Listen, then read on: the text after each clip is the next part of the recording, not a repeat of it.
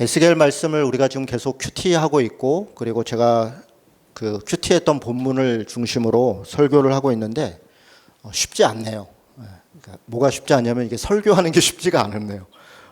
이게 그 정해져 있는 본문 안에서 나름대로 이렇게 내용을 뽑으려니까 좀 쉽지 않은 것 같고요. 또 하나는 좀 이게 계속 반복되는 것 같아요. 내용이 그 4장부터 에스겔서는 4장부터 32장, 25장, 그러니까 32장까지가 다 멸망에 대한 거잖아요. 24장까지는 이스라엘의 멸망에 대한 거니까 지금 우리가 계속 그 본문을 보니까 사실은 거의 같은 이야기를 다양하게 이야기를 하고 있는데 큐티를 하는 것도 좀 쉽지 않은 것 같아요. 이 적용점을 찾아가는 것도 반성하고 회개하는 것도 한두 번이지 이게 매일 비슷한 패턴으로 가니까 어렵네요. 그런데 설교하는 것도 쉽지 않은 것 같습니다. 그래서 핑계입니다. 좀 감안해서 들어달라는 핑계를.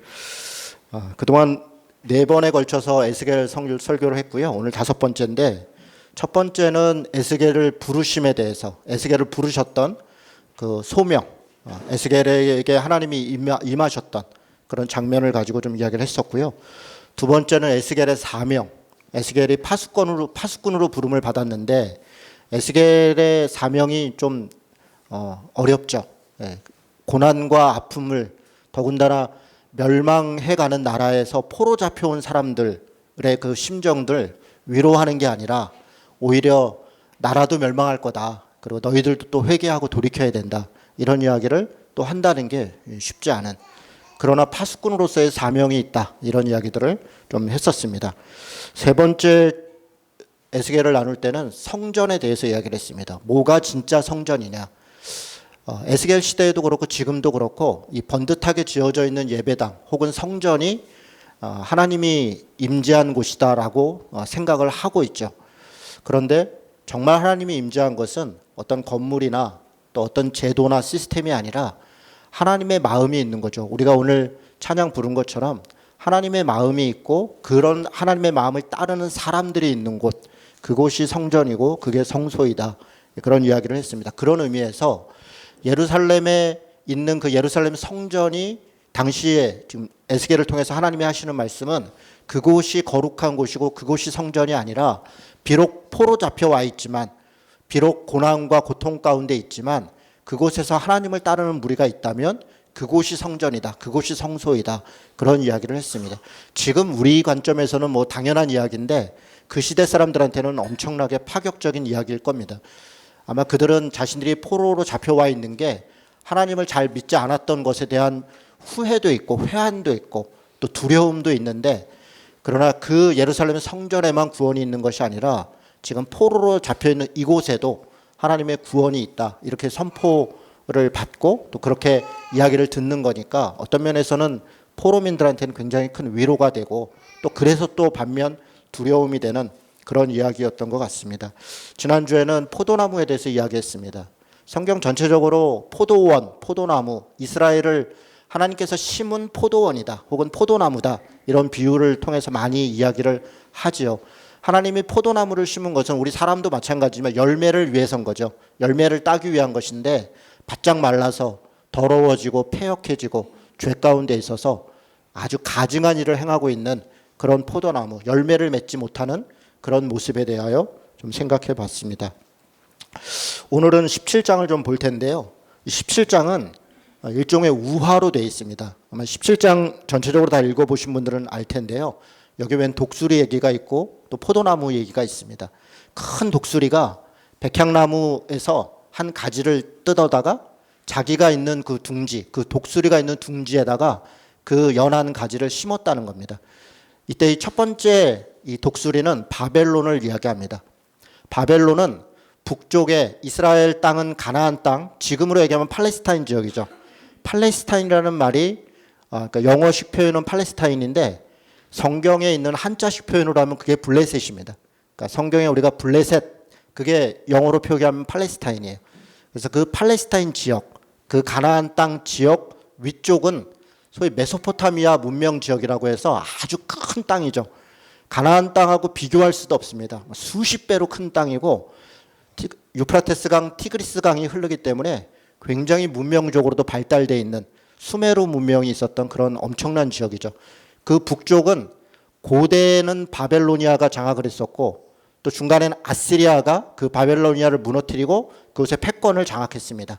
그러다가 나중에 다시 바벨론이 아주 쪼그라들어 있던 바벨론이라는 나라가 조그맸던 그 지역이 부족이 다시 반격을 해서 그 아시리아를 무너뜨리고 바벨론이 그곳을 장악을 합니다. 그랬다가 그곳이 페르시아라고 하는 퀴로스 대제라고 하는 대제가 그러니까 아마 제국이라고 하는 언어를 처음 쓸 수 있는 나라는 페르시아일 겁니다. 페르시아가 바벨론도 땅이 넓었지만 페르시아는 뭐 상상할 수 없을 정도로 넓은 땅을 가졌고요. 그리고 그야말로 제국의 모습을 가지고 그 일대의 패권을 장악했습니다. 그 페르시아를 무너뜨린 나라가 로마입니다.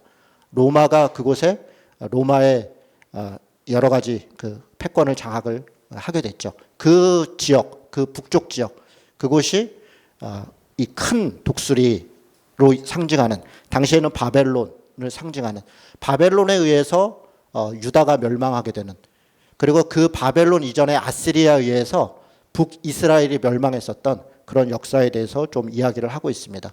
그러다가 또 여기 17장 7절에 보니까 또 날개가 굵고 또 다른 큰 독수리가 이렇게 얘기했습니다. 이 다른 독수리는 남쪽에 남쪽의 나일강 문명을 중심으로 있었던 이집트입니다.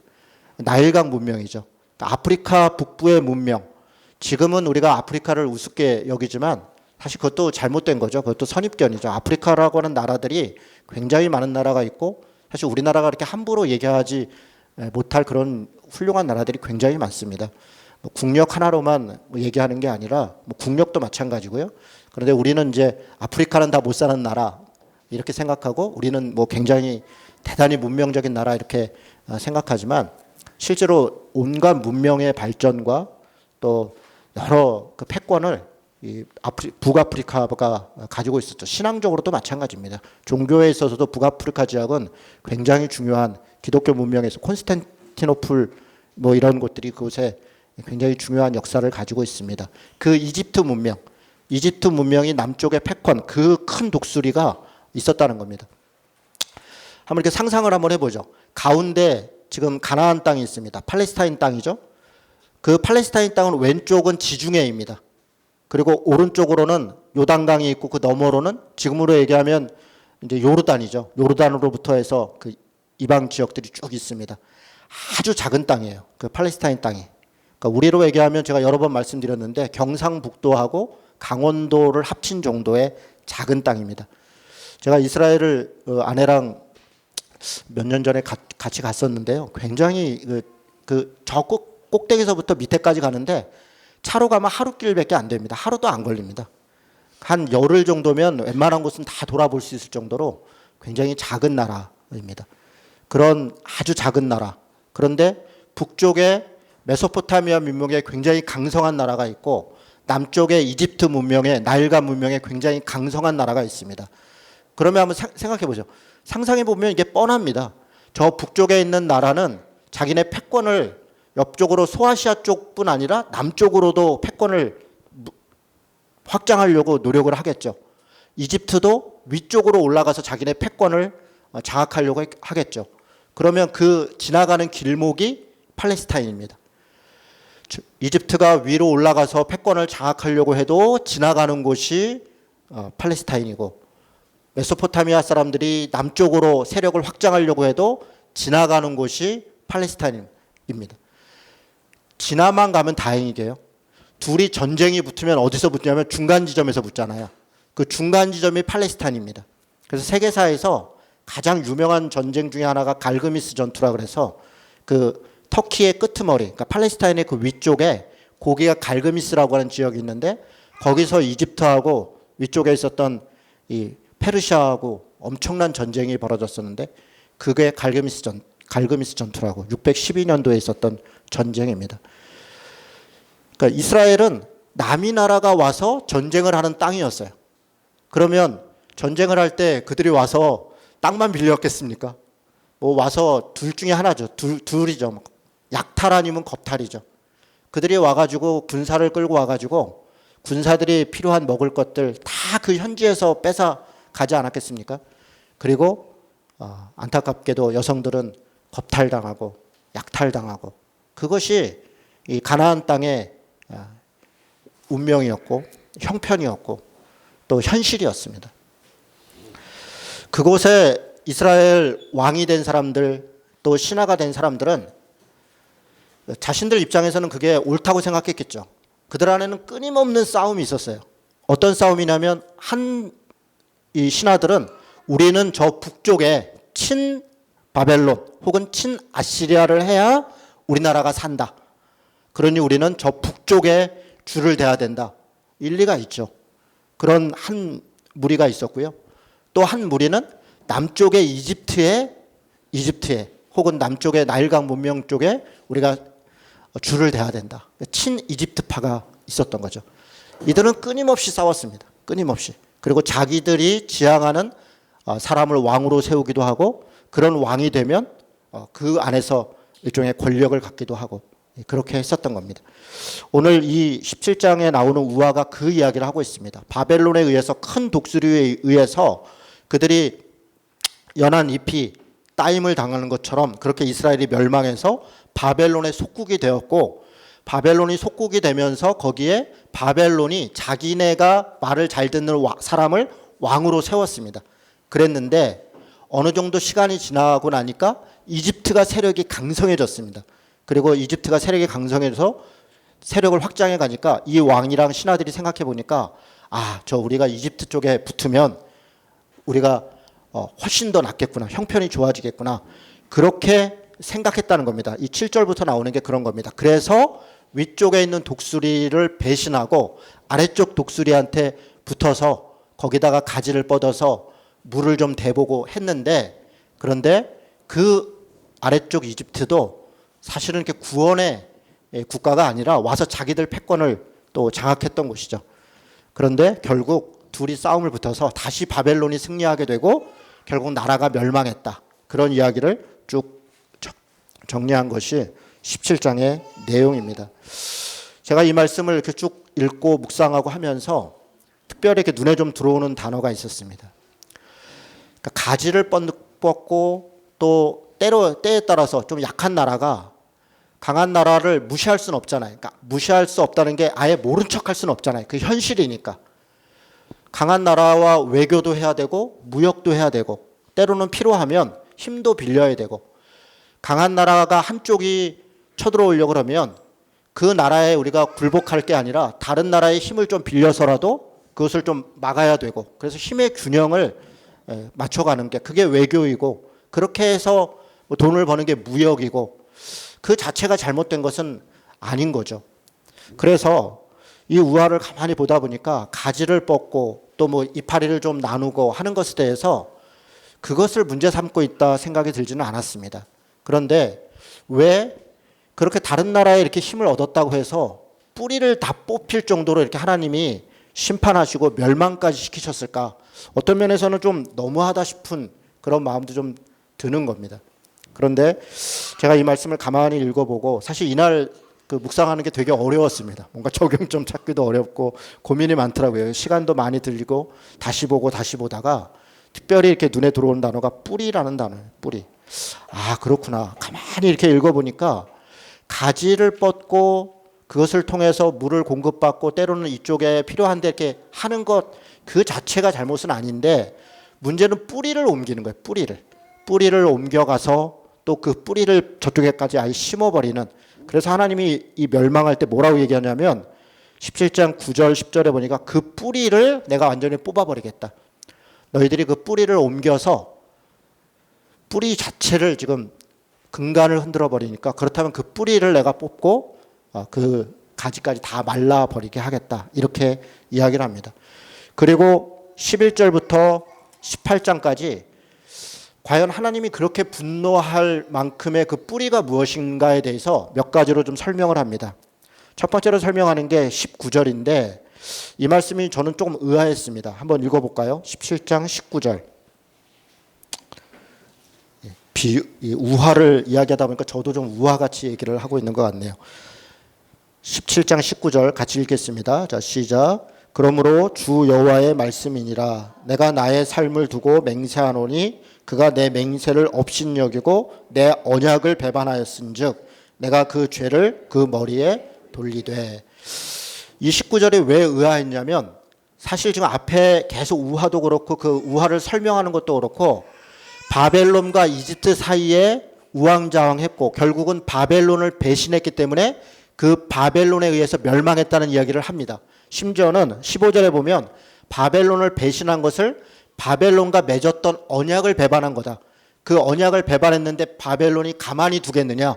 그러면서 바벨론 입장에 서서 바벨론 입장에서 이야기하는 것처럼 당연히 그 언약을 배반했으니까 이스라엘이 바벨론에 의해서 멸망하는 거다. 그런 식으로 설명을 합니다. 그런데 19절은 조금 뜬금없다 싶게 그 바벨론과 맺었던 언약을 배반한 것을 하나님이 뭐라고 얘기하면 나와의 언약을 배반한 것이다.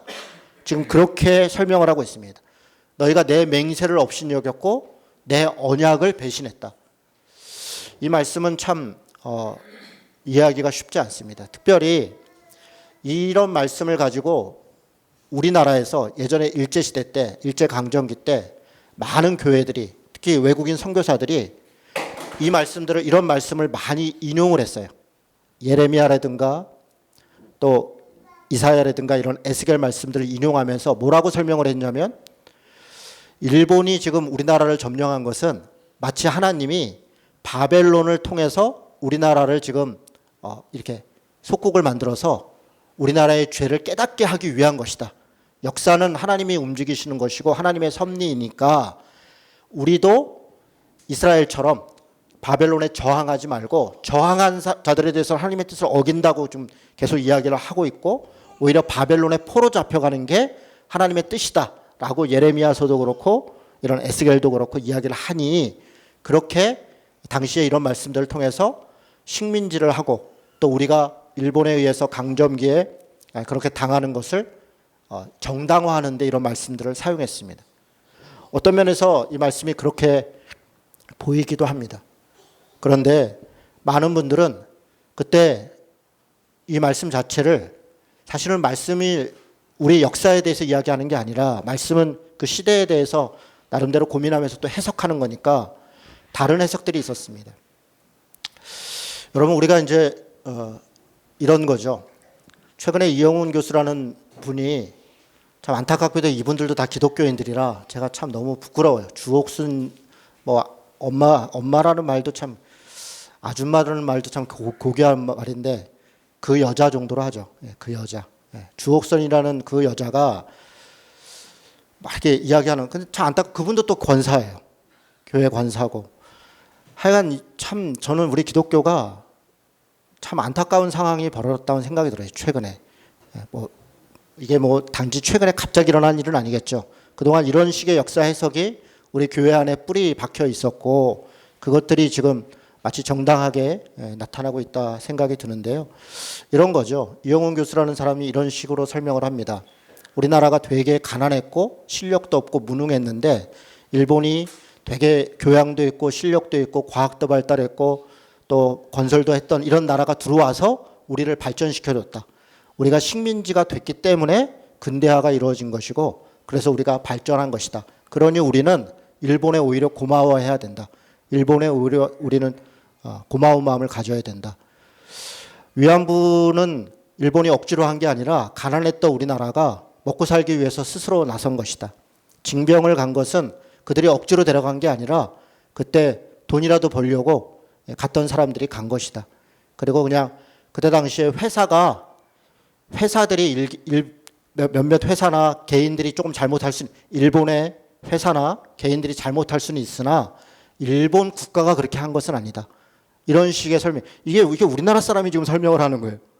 그러니까 그런 이야기를 듣고 있으면 참 안타깝죠. 전제는 이런 겁니다. 거기서 전제는 대한민국 사람들은 무능했다. 더러웠다. 실력도 없었다. 누군가가 도와주지 않았다면 다른 나라가 우리를 와서 개발시켜주지 않았다면 우리는 지금도 그 모양 그 꼴로 살았을 것이다. 조선시대는 불패했던 거고 당시에 고종과 있었던 당시의 지도자들은 다 무능했다. 이게 전제예요. 전제. 그래서 우리는 누군가가 우리를 도와주지 않았으면 우리는 여전히 지금도 그랬을 것이다. 여러분, 이 전제가 맞습니까? 전혀 맞지 않죠.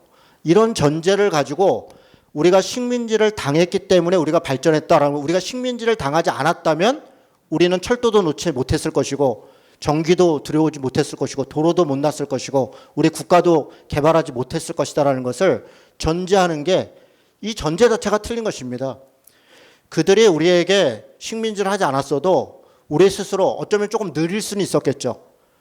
어쩌면 우리가 일본이 아니라 미국과 혹은 다른 나라들과의 외교와 기술을 통해서 지금보다 더 발전했을 수도 있는 것입니다. 역사는 가정이 없다 할지라도 우리 국민들의 민족성이나 실력이나 지금 국가를 단시간에 이렇게 세운 이 모든 상황을 놓고 볼 때 우리가 일본에 의해서만 꼭 발전했을 것이다라고 전제하는 것은 대단히 잘못된 것이죠. 그거는 가해자의 논리인 것이죠.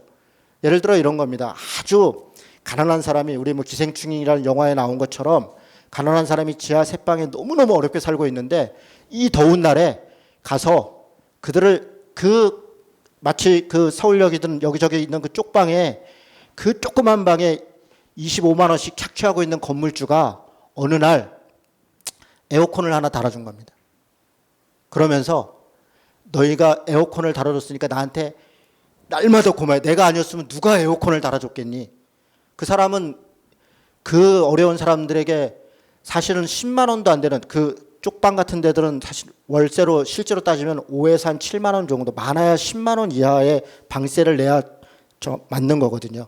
그런데 25에서 한 30만 원을 받아요. 그 쪽방이라는 데들이 0.5평, 7평, 그러니까 1평 이하인 방들인데, 그렇게 그런 사람들의 그런 방이라도 살아야 되는, 그래야 그 가까운 데서 일할 수밖에 없는 그런 사람들의 형편을 이용해서 그렇게 돈을 착취하는 사람이 에어컨 하나 달아줬다고 해서 내가 아니면 에어컨을 달아줄 수 없었으니 나한테 고마워해야 된다. 그렇게 이야기하는, 그러면 그런 식의 논리인 거죠. 누군가를 착취해가는 사람이 자신들이 있었기 때문에 국가가 발전했고 했다. 이런 식의 논리에 우리도 맞다고 생각하는 것은, 이거는 우리 자존감을 너무나 무너뜨리는 거죠. 저는 이런 식의 말이 바로 뿌리를 무너뜨린 것이다.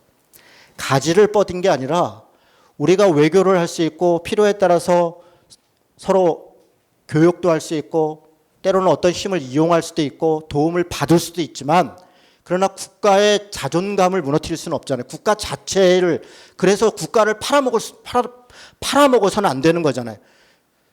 그런데 일본의 잘못, 그리고 친일파들의 잘못은 국가가 당시에 어려웠고 발전해야 된다는 것 때문에 발전시킨다는 명목으로 뿌리를 옮겼다는 거예요. 나라를 팔아먹었다는 겁니다. 그리고 그것을 당연시 여겼고 그렇게 남의 나라를 식민지로 만들어서 자기들의 발전을 도모했죠. 한국 전쟁이나 베트남 전쟁이 없었다면 일본이 지금처럼 발전할 수 있었겠습니까? 여기서 긴 얘기 할 수 없겠죠. 일본이 사실은 우리나라로부터 얻어간, 수탈해간 것이 얼마나 많습니까? 그런 걸 다 떠나서 사람에 대한 인격을 무시하고 인권을 무시하고 성노예로 만들고 강제징용을 하고 돈도 주지 않고 사람을 노예화했던 것들에 대해서는, 그것에 대해서는 책임을 져야 되는 것이잖아요. 그런 책임을 져야 되는 것조차도 그것은 국가 형성 과정에 있었던 어쩔 수 없는 것이다. 이렇게 이야기하는 것은, 그들은 그렇게 얘기할 수 있으나 우리 국민들이, 더군다나 우리 기독교인들이 그것을 지지하는 것은 저는 참 어리석은 일이다. 그런 생각이 듭니다. 오늘 이스라엘의 멸망에 대하여 하나님이 안타까워하는 것은, 언약을 말씀하시는 것은 뿌리를 얘기하시는 거예요. 이스라엘 국가의 뿌리를 지금 흔들고 있는 것이죠. 이 왕들이 나라를 팔아먹을 정도로 기본적인 하나님과 맺었던 언약을 무시하는 것이죠. 하나님과 맺었던 언약은 이런 것입니다. 너희가 내 말을 들으면 내 백성이 될 것이다. 그리고 제사장 나라가 될 것이다. 제사장 나라가 된다는 것은 하나님의 말씀을 가지고 다른 나라들도 하나님을 따르는 나라가 되게 할 것이다. 내용은 뭡니까? 다른 당시에 이집트라든가 가나안 땅에 있었던, 주변에 있었던 근동의 국가들은 모두 다 국가의 이념과 방향은 풍요와 번영입니다. 자신들의 탐욕과 욕망으로 풍요와 번영을 추구했어요. 아니 나라 중에 풍요와 번영을 추구하지 않는 나라가 있겠습니까? 물론 이스라엘도 당연히 풍요와 번영을 추구했습니다. 그런데 그 방식 자체가 착취와 억압과 무언가를 빼앗는 것으로 이루어지는 것이 아니라 공평과 정의로 이루어졌다는 거예요. 지금으로 얘기하면 빈부격차 같은 것이죠. 비정규직 같은 거죠. 이런 것들을 양선해서 마치 태어날 때부터 노예로 태어나고 태어날 때부터 가난하게 살기로 작정된 사람들이 태어날 때부터 인간의 존엄성이 없는 사람들이 있었던 것처럼 그렇게 만드는 세상으로 가는 것이 아니라 모두가 다 하나님 앞에서 하나님의 자녀이다. 모두가 다 공평하게 대우를 받아야 되고 모든 사람들은 다 하나님의 형상이다. 그런 전제가 다른 것입니다. 공평과 정의를 통해 모두가 함께 살아가는 나라를 추구해 갈 것이냐 아니면 가진 사람은 가진 대로 권력 있는 사람은 권력 있는 대로 없는 사람들은 없는 대로 그렇게 당연시 여기고 살아갈 것인가. 그것이 국가의 기본적인 정신의 차이였고 그게 하나님과 언약을 맺은 이스라엘이라고 하는 나라의 근본 뿌리였던 거예요. 그런데 이 왕들이 신하들이 친북적인 친바벨론적인 친메소포타미아 지역인 또 혹은 친이집트적인 이렇게 서로 어디를 더 추구하느냐라고 하면서 그들의 목적은 백성들을 어떻게 하면 우리가 함께 잘 사는가의 목적이 있었던 게 아니라 자기들의 권력, 자기들의 힘, 그 소수의 집단 지도자들의 힘과 권력을 위해서 자기들의 왕권과 권력과 지위를 보장하는 나라 쪽으로 그렇게 움직였던 겁니다. 그래서 심지어는 자기들의 권력을 왕위를 보장해주면 나라까지도 팔아먹는 바벨론이 왕을 임명하고 이집트가 와서 왕을 임명해도 왕족이라는 자들이 그걸 거절하고 그것에 대해 저항하는 것이 아니라 이름을 바꿔가면서까지 엘리야김이라고 했던 이름을 여호야김이라고 하는 이름으로 바꿔가면서까지 엘리야김을 여호야김으로 바뀐 것은 엘리야는 하나님이란 뜻이고 여호와는 지역신이라는 의미예요. 그때 당시에 사용된 것은 하나님을 전능한 하나님의 자녀다 이런 자기의 이름을 버리면서 우리는 그냥 지역신의 그런 존재입니다. 이렇게 왕의 이름까지도 바꿔가면서도 권력을 추구했던 나라를 팔아먹었어요. 뿌리까지도 움직였던 그렇게 배신했던 것에 대하여 이야기를 하고 있는 것입니다. 그래서 18장이 계속 아버지와 아들에 대해서 또 조상의 죄악에 대해서 이야기하면서 거의 10번도 넘게 뭘 얘기하냐면 정의와 공의. 예를 들어 18장 5절 같은 데 보면 사람이 만일 의로워서 정의와 공의를 따르면 이 정의와 공의라는 말을 계속 반복해서 얘기합니다. 그러니까 하나님과 맺었던 언약의 핵심이 무엇인가? 우리는 그것을 소위 신앙적으로 해석한다 그래서 믿음을 배반했다. 하나님을 믿지 않았다. 아니요. 이스라엘 사람들은 하나님을 믿었습니다. 그런데 자기식으로 믿은 것입니다. 자신들의 탐욕과 욕망에 하나님이 지지해 줄 것으로. 그래서 심지어는 하나님의 이름으로 우상을 섬기는 것까지도 그렇게 너무 믿음이 커서 문제였던 거예요. 믿음이 없었던 게 아닙니다.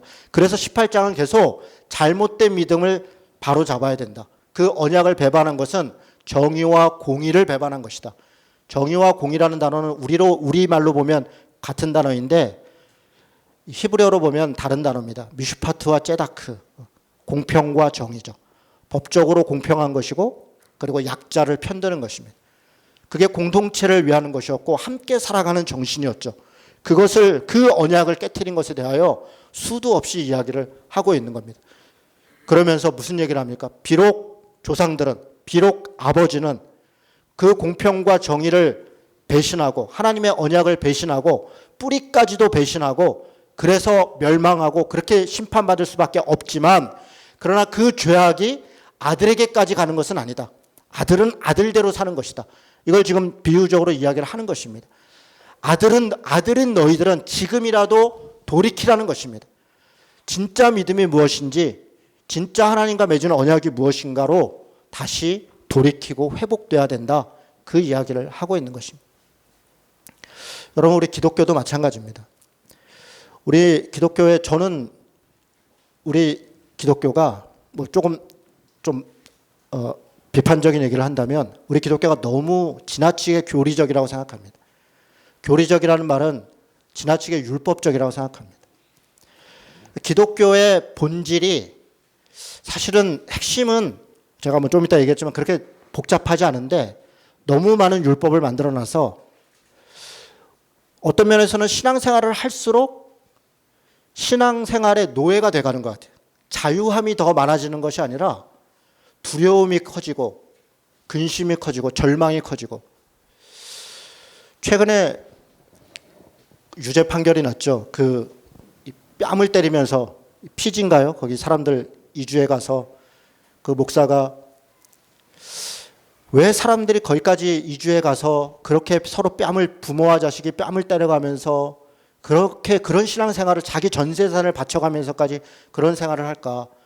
저는 그건 신앙생활이 아니라 노예생활이라고 생각합니다. 신앙을 빙자하여 노예생활을 하는 거죠. 온갖 율법을 만들어서 뭐 하면 천국 못 가, 뭐 하면 어떻게 돼, 뭐 하면 어떻게 돼. 저는 이런 것들은 거의 협박이라고 생각합니다. 이건 무당들이 그냥 당신 굿하지 않으면 집안에 우환이 생길 거야. 이런 식의 협박과 다르지 않은 것이죠. 그런데 한편으로 우리는 이렇게 얘기합니다. 우리는 예수 믿으면 천국 간다고. 우리 신앙이라고 하는 것은 우리의 어떤 의로움이 아니라 하나님의 은혜로 우리가 구원받은 것이다. 사실 이게 복음입니다. 복음이 복음인 것은 우리의 힘과 우리의 지혜와 우리의 어떠함이 아니라 하나님이 우리에게 은혜를 주셨다는 거예요. 선물로 주셨다는 거예요. 그래서 그게 복음인 것이죠. 그 복음을 믿는 우리들이 사실은 노예처럼 살고 있다면 이게 복음을 누리고 사는 것이 아니잖아요. 은혜를 누리고 사는 것이 아니잖아요. 믿음으로 구원받는 사람들이 뭔가 이렇게 조건들이 많은지 헌금하지 않으면, 예배하지 않으면, 뭐 하지 않으면 그 온갖 두려움과 그 절망들에 사람들을 노예로 만들어버리는, 저는 우리 한국교회가 그런 면이 지금 너무 심각해지고 있다. 진리를 알지니 진리가 너희를 자유케 한다 그랬는데 신앙생활을 하면 할수록 더 뭔가 얽매이고 자유함이 없어지는 게 아닌가, 그런 안타까움을 갖습니다. 그러면서도 한편으로 뿌리는 우리가 배신해서는 안 된다. 우리의 그런 뿌리가 뭡니까? 우리 신앙생활의 뿌리. 한마디로 얘기하면 우리가 예를 들어 우리 믿음이요, 십자가요. 아니요. 저는 그렇게 얘기하는 것이 좀 부족하다고 생각합니다. 한마디로 얘기하면 삼위일체 하나님입니다. 하나님이 창조자 되신 것을 믿는 것, 그것이 뿌리예요. 그 신앙이 흔들리면 뿌리가 흔들리는 것, 그거를 타협할 수 없는 것입니다. 하나님이 창조자 되셨다는 것은 하나님이 세상을 시작하셨고 세상을 마치신다는 것입니다. 이것이 우리의 믿음인 것이. 세상은 우연히 생겼고 우연히 없어질 것이고 우리 사람들도 또 지금은 사람이었다가 나중엔 다른 모습일 것이고 전생이 있고 후생이 있고 이런 식의 생각들은 전혀 우리 기독교의 본질적인 가르침과 타협할 수 없죠. 이런 부분들은 다른 지점이라고 생각합니다. 하나님이 우리를 창조하셨다. 하나님이 세상을 이끄시고 계시다. 이 믿음은 뿌리인 것이. 그래서 비록 내가 때로 어떤 면에서 고난도 있기도 하고 실패도 있기도 하고 때로는 어떤 면에서 내가 노력한 것보다 더 잘 되기도 해도 이 모든 것이 나에 의한 것이 하나님의 이끄심 가운데 있다. 그래서 우리는 그 창조자 되신 하나님 앞에서 우리의 삶을 살아가는 것이다. 모든 사람들은 다, 모든 만물은 다 하나님의 창조물이, 피조물이기 때문에 서로 존중하고 존경하고 보호하고 관리해야 된다. 자연 만물까지도. 내가 함부로 해서는 안 된다. 이런 마음을 갖는 것. 이게 창조자 되신 하나님에 대한 신앙에서부터 출발하는 것이죠. 이 뿌리는 우리가 포기할 수 없고 양보할 수 없는 것이죠. 또 다른 뿌리는 예수님이 우리의 구원자 되신다는 것이죠. 아까도 말씀드린 것처럼 우리 스스로가 어떤 선을 행하거나 노력을 하거나 어떤 것들을 통해서 우리 스스로 구원받을 수 없다는 것이죠. 예수 그리스도가 그 하나님이, 창조되신 하나님이 우리의 죄를 대신 지시고 우리를 구원의 길로 인도하신다. 그래서 우리는 그 구원을 인도하시는 예수님의 삶을 따라가는 것이다. 예수께서 사셨던 그 삶의 모습대로 그가 지셨던 그 십자가의 길로 우리가 그렇게 따라가는 것이 우리 신앙의 본질이고 뿌리이다. 이것은 양보할 수 없는 것이죠. 세 번째로 양보할 수 없는 것은 성령의 인도하심이죠. 성령께서 우리 안에 있는 나 중심적인 죄와 성령이 인도하시는 하나님의 말씀과 우리는 끊임없이 다투고 갈등하고 있는 것이죠. 그래서 우리는 성령 충만함을 위해 기도하고 성령의 이끄심을 기도하고 성령께서 우리의 삶을 보호하시고 은혜를 주시고 하나님의 말씀을 깨닫도록 우리를 인도하신다는 것을, 그것은 우리가 포기할 수 없는 거죠. 이 삼위일체 되는 신앙을, 그걸 포기할 수 없는 거죠. 우리가 자유를 이야기한다고 해서 가지를 뻗는 것처럼 저는 아까도 말씀드린 더 많이 자유로워야 된다고 생각합니다. 그러나 우리 기독교가 양보할 수 없고 흔들릴 수 없는 뿌리 같은 것이 있어요. 그 뿌리와 같은 것이 때로는 그것 때문에 오해를 받기도 하죠. 기독교는 너무 배타적이야. 저는 기독교가 배타적이라는 말을 듣지 않도록 노력해야 된다고 생각해요. 특별히 다른 종교의 사람들을 존중해야 되고 공공의 선을 위한 일들을 행할 때 다른 종교의 사람들과 충분히 대화하고 같이 협력해야 된다. 함께 힘을 합쳐야 된다고 생각합니다. 다른 종교이기 때문에 일체 말도 하지 말아야 되고 배격해야 되고, 심지어는 이슬람 같은 종교가 우리나라에 들어오는 것을 기독교가 막아야 된다고 전혀 생각하지 않습니다. 이슬람은 이슬람대로의 종교의 자유가 있다. 그것을 막는 것이 하나님의 뜻이 아니라 우리가 우리의 신앙을 제대로 살아가는 것, 그래서 우리의 신앙을 잘 전하는 것이 하나님의 뜻이라고 생각합니다. 이 두 가지는 저는 크게 다른 것이라고 생각합니다. 다른 종교와 우리가 충분히 대화해야 된다라는 것을 전제로, 그럼에도 우리가 때로는 배타적이라는 오해를 받습니다. 저는 그 오해를 그냥 감수해야 된다. 그것이 배타적인 것이 아니라 독특한 것이죠. 예수 그리스도를 믿음으로 구원을 받는다. 하나님이 세상을 창조한 것이다. 그 외에 다른 창조자는 없다. 성령은 지금도 우리의 삶을 이끌고 계시다. 이것이 배타적이라면 예수 그리스도 외에 구원을 얻을 만한 다른 길을 우리에게 주신 일이 없다라고 우리가 믿고 그것을 우리가 이야기하는 것이 다른 신을 존중하지 않는 것이 아니라 다른 신을 우리가 신과 신을, 다른 신앙을 존중하지, 그것을 존중하죠. 그것을 그 자체를 존중하는 것과 그것을 우리가 받아들이는 것은 다른 것입니다. 그런 면에서 각자의 신앙을 최선을 다하는 것을 전 존중해야 된다. 마찬가지로 기독교도 기독교의 신앙을 본질적으로 올바로 잘 추구하는 것이 우리 신앙생활의 모습이어야 된다고 생각합니다. 만약에 우리가 우리 뿌리까지도 모두가 다 잘 살고 그냥 다 더불어 잘 살기 위해서 우리 뿌리까지도 포기한다면 과연 그것이 신앙생활일까? 그것이 정말 하나님을 믿는 것일까에 대해서 고민할 지점이 있다고 생각합니다. 언약은 배신해서는 안 됩니다.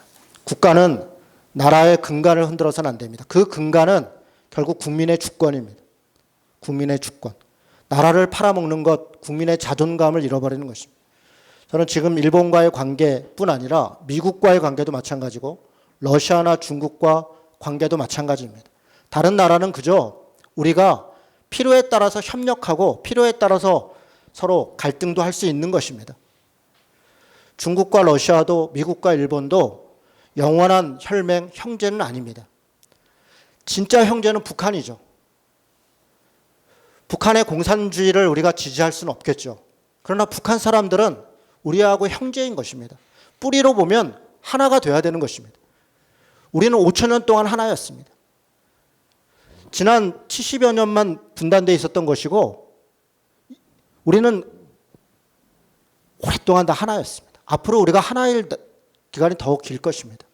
뿌리를 찾아간다면 저는 북한과 우리가 하나가 되는 것, 그것이 뿌리이다. 기독교인들 중에 북한 공산주의가 기독교의 신앙과 대척되는 것 때문에 내가 북한 친북은 차라리 친일을 하겠다 이렇게 이야기하는 분들이 있는데 뭐 이해는 됩니다. 살아왔던 삶이 있고 염려가 있고 또 믿지 못하는 북한의 여러 가지 걱정이 있는 것도 사실입니다. 그러나 그런 모든 걱정은 우리가 뛰어넘고 극복해야 될 것이지 배격하고 완전히 물리쳐야 될 것은 아닙니다.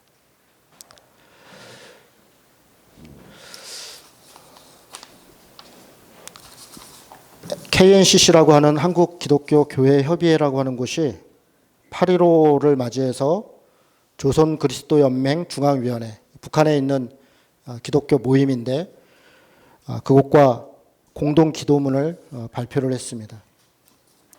마지막으로 이 기도문을 읽어드리고 제 오늘 이야기를 마치려고 하는데요.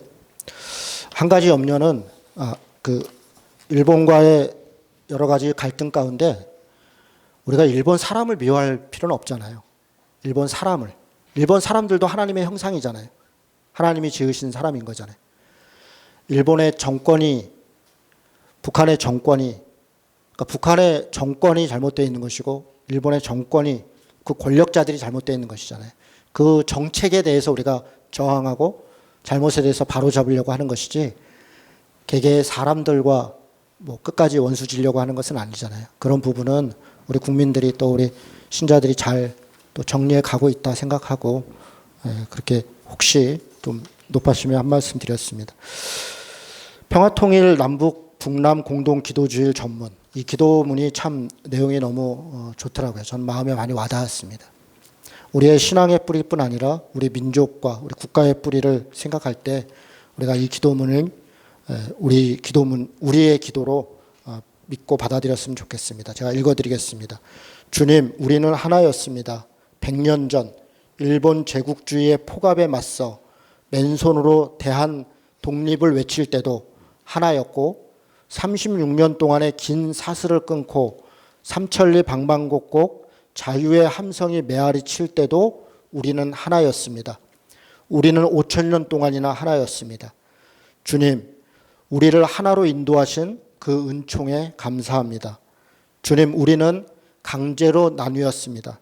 그토록 분단의 장벽을 세우지 않고 자유롭게 오가는 세상을 만들기 위해 애썼지만 일제로부터의 해방이라는 감격 속에는 분단이라는 커다란 상처가 자리 잡고 있었습니다. 우리는 서로 단절하지 않으려 했습니다. 그러나 주변 강대국들은 자국의 이익을 쫓아 우리의 염원을 외면했습니다. 광복의 은총이 곧 역사의 아픔이 되었습니다. 주님, 다시 하나가 되려고 하는 우리의 기도를 들어주소서. 주님, 우리는 간구합니다. 이 땅에 다시는 전쟁의 시도조차도 일어나지 않게 하시고 어떤 외세도 무너뜨릴 수 없는 강고한 평화체제를 우리 손으로 만들어가게 하소서. 강한 나라들이 우리 땅에서 자기 이익을 챙기느라 우리의 평화와 안전에는 무관심하다 해도 우리끼리 마음과 뜻과 힘을 모아 정진하면 그 어떤 세력도 평화를 향한 우리의 자주적 행진을 막아설 수 없습니다. 우리의 운명은 우리가 스스로 개척해 가는 것임을 되새기게 하소서. 주님, 우리가 하나 되게 하소서. 주님, 남과 북과 남이 서로에게 기대어 살기를 원합니다. 남이 부족하면 북에서 주고 북이 부족하면 남에서 주면서 서로 돕고 살기를 원합니다. 남과 북과 남 모두가 행복하고 풍요로운 세상을 건설하기 원합니다. 치열한 세계 경쟁 구도에서 남북 북남이 서로 돕는 것만이 살 길이요 미래의 안정과 풍요를 약속하는 상생의 지혜임을 믿습니다. 주님, 사랑하는 그리스도인들이 세계 곳곳에서 한반도의 평화와 행복을 위해 드리는 기도를 받아 주옵소서. 남과 북과 남이 서로 웃으며 만나고 외세의 간섭을 근본적으로 청산하여 온전한 평화를 이루게 하소서. 주여, 우리에게 평화를 내려주소서. 평화의 주님이 주시는 은총을 어떤 세력도 감히 막아서지 못하게 하시고 우리가 어떤 이유로도 회피하거나 미루지 않게 하옵소서. 주님, 백두에서 한라를 지나는 오늘의 이 기도가 전 세계에 울려 퍼져 지나는 골목마다 남과 북과 남 모든 그리스도인들의 숨결이 평화와 통일의 기운으로 되살아나게 하소서. 평화의 주 예수 그리스도의 이름으로 기도드립니다. 아멘. 여러분, 앞으로 북한과의 관계가 그렇게 여러 또 어려움이 있을 겁니다. 배신도 하고 여러 가지 또 서운함도 생길 것입니다. 그러나 분명한 것은 평화통일의 길로 나아가야 되는 것입니다. 그 길이 우리가 살아야 될 길이고 우리의 자녀들이 살 길이고 우리 한반도가 나갈 길이다. 그것을 우리가 흔들리지 않았으면 좋겠습니다. 일본에 대해서도 우리가 완전히 단절해서 살 수는 없는 것이죠. 역사의 여러 가지 잘못들은 저는 이 과정을 통해서 많이 바로 잡혀갈 것이라고 생각합니다. 그리고 일본과 우리나라는 정말 서로 존중하고 서로 격려하는 그야말로 이웃의 나라로 그렇게 관계가 더 성숙해 갔으면 좋겠습니다. 그 관계를 위해서도 우리가 지금 하고 있는 일본의 무슨 불매운동이든 잘못된 것에 대해서 이야기하는 것이든 전 최선을 다해서 했으면 좋겠습니다. 하는 데까지 하고 그래서 잘못된 것을 스스로 깨달을 수 있을 때 있고 그런 이후에 좋은 관계로 다시 회복될 수 있었으면 좋겠다. 그런 마음을 갖습니다. 우리가 그렇게 또 기도하고 또 그렇게 함께 나아갔으면 좋겠습니다. 같이 기도하겠습니다.